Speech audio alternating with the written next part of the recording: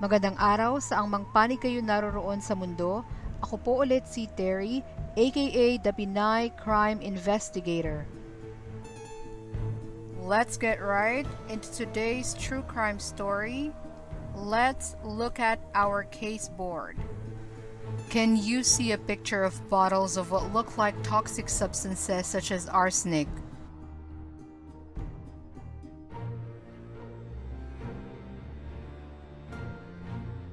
Sa nagdaang mga taon, arsenic poisoning has been a particularly popular way to kill someone, lalo pat wala itong amoy o lasa. Ito ang ginamit ni Nannie Doss, also known as the Giggling Granny and the Lonely Hearts Killer, upang patayin ang 4 sa kanyang mga naging asawa, 2 anak, kapatid, ina, 2 apo at mother-in-law. Nannie was born on November 4, 1905 as Nancy Hazel sa Alabama sa Amerika. Mayroon siyang 4 pang mga kapatid. She had an happy childhood, lalo pat napakahigpit ng kanilang ama na binabawalan silang mag-ayos ng kanilang mga sarili, magsuot ng magandang damit at makipagkaibigan sa mga kalalakihan. Madalas din silang lumiban sa eskwela as their father forced them to work on the farm. With education a low priority, there were no objections when Nannie decided to leave school for good after completing the 6th grade. Isang insidente rin ang nangyari nung siya ay 7 taong gulang pa lamang. Nang bumisita ang kanilang pamilya sa isang kamag-anak, ay sumakay sila ng tren nang bigla itong huminto dahilan upang mauntog ng napakalakas ang ulo ni Nannie sa metal bar. For years after, Nannie suffered severe headaches, blackouts, and depression. She blamed these and her mental instability on that accident. Nakahiligan din ni Nannie na basahin ang mga romance magazines ng kanyang ina, especially the Lonely Heart Club section. Sa edad na 16, nakilala ni Nannie ang kanyang unang asawang si Charlie Braggs sa linen factory na kanyang pinapasukan na magdesisyon siyang huminto sa pag-aaral. Within 5 months of dating, they were married at nagsama ang dalawa kasama ang ina ni Charlie, who turned out to be extremely controlling and manipulative. Nagkaroon ng mag-asawa ng 4 na anak na babae, ngunit naging masalimuot ang kanilang pagsasama, hindi lang dahil sa ina ng asawa, maging si Charlie ay isa palang lasinggero at babaero. Nannie became stressed at nagsimula na ring uminom. Her casual smoking habit became a heavy addiction. Taong 1927 nang mamatay ang 2 sa kanilang mga anak from what doctors labeled food poisoning. Dahil sa paniniwalang nilaso ng asawang si Nannie ang mga ito, umalis si Charlie kasama ang panganay na anak at iniwan ang bunsong anak pati na rin ang kanyang ina. Not long after he left, his mother died. Matapos ang 1 taon ay bumalik si Charlie na bukod sa panganay na anak ay kasama rin ito ang kanyang bagong kasintahan. Dito na naghiwalay si Nannie at Charlie at bumalik ang mag-iina sa tahanan ng mga magulang ni Nannie. Charlie became the only husband that Nannie didn't poison to death. Alone again, Nannie returned to her childhood passions of reading romance magazines. At nagsimula na rin siyang sulatan ang mga kalalakihang nakalagay sa Lonely Hearts column. At dito na nga niya nakilala ang pangalawang asawang si Robert Harrelson. Nanirahan na mag-asawa kasama ang 2 anak ni Nannie sa unang asawa. Ngunit kagaya ni Charlie, Robert was a drunk at baon din ito sa utang.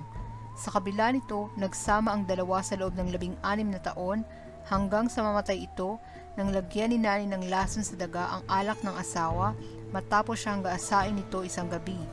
Robert died a painful death. Taong 1943, nang ipinanganak ni Melvina, panganay na anak ni Nannie, ang una nitong anak na lalaki na si Robert, followed by another in 1945. The second child, a healthy girl, died soon after birth for unexplained reasons. Ang naaalala ni Melvina, habang siya ay nag-aagaw buhay sa panganganak, ay nakita ang kanyang ina na may itinusok sa sanggol.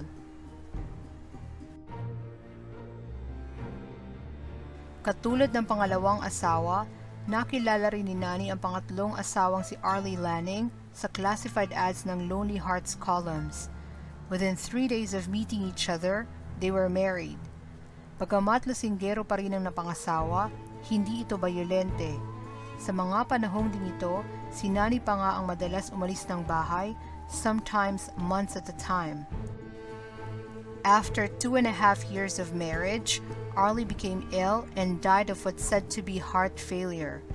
Naiwan ang bahay ni Arlie sa kanyang kapatid na babae, ngunit matapos lamang ang 2 buwan ay nasunog rin ito bago pa maisaligal ang pagmamay-ari nito.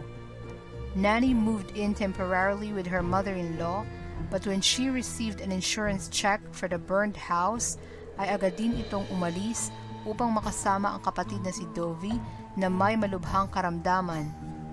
Just before Nannie was to move to her sister's home, her mother-in-law died in her sleep. Sa paglipat ni Nannie sa bahay ng nooy bedridden at may cancer ng kapatid na si Dovie, agad din itong binawian ng buhay.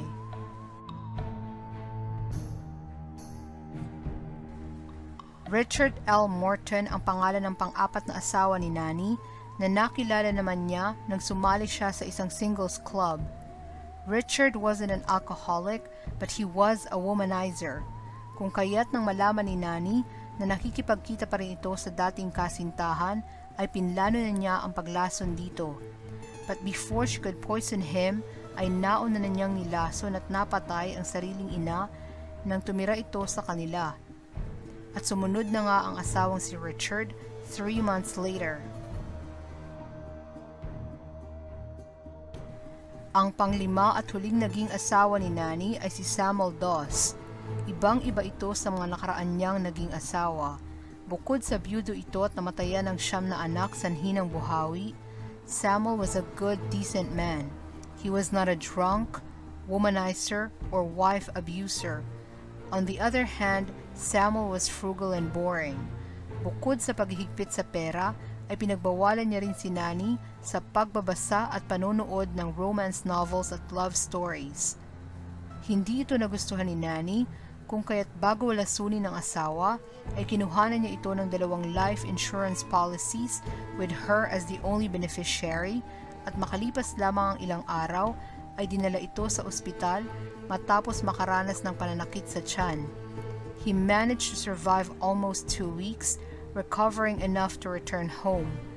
Ngunit ng gabi ring iyon, binigyan si Samuel ng asawang si Nannie ng niluto nitong pagkain na hinaluan ng lason na agad ikinamatay nito. Nagulat ang mga doktor sa biglaan nitong pagpanaw, kung kaya't nagdesisyon silang ipa-autopsy ang bangkay nito. The autopsy revealed a huge amount of arsenic in his system, at si Nannie na nga ang itinuring na suspect. Police brought Nannie for questioning at agad din namang umamin si Nannie sa mga nagawang krimen. She confessed to killing 4 of her husbands, her mother, her sister Dovie, isa sa kanyang mga apo, and her mother-in-law, Arlie Lanning's mother. At kahit pa nga ba karumaldumal ang mga nagawa niyang krimen, Nannie seemed to enjoy the limelight of her arrest. She often joked about her dead husbands and the methods she used to kill them, such as the sweet potato pie that she laced with arsenic. Dito na nga siya binansagang the Giggling Granny. Hinatulan si Nannie ng habang buhay na pagkakabilanggo. The state did not pursue the death penalty due to her gender.